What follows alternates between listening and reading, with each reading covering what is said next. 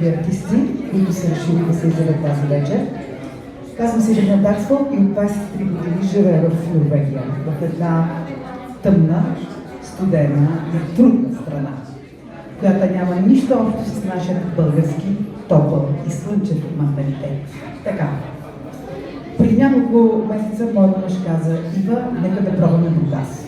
Окей, ще пробваме Бургас. Добре, сега сме тук. Така, в Норвегия, заминах за Норвегия с идеята да уча моден дизайн.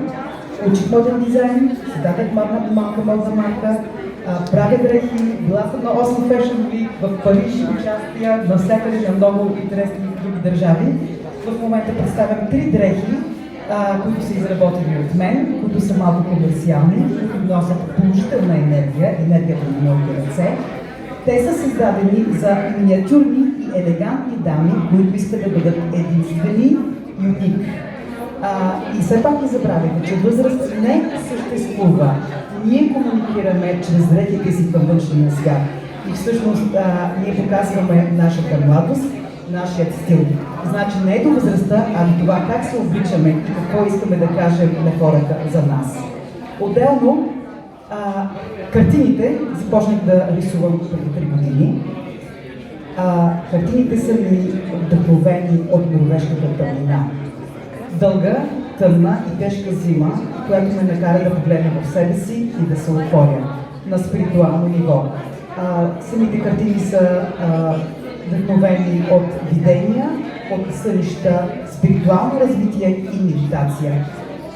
Те са разположени там, точно зад вас. Значи, който има въпроси, нека да ме попита какви са концепциите, какво стоят зад, каква е идеята за тези картини. Червената картина е вдъхновена от викингския шаманизъм и викингската магия.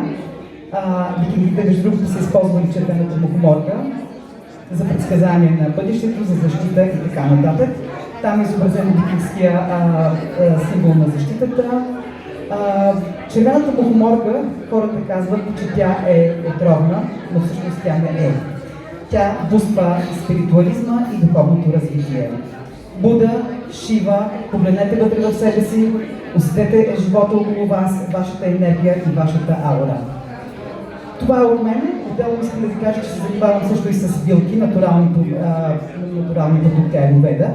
Те са част от нашето оздравяване психическо, физическо и ментално. Това е от мене. Пожелавам ви едно голямо забавление. Enjoy yourself!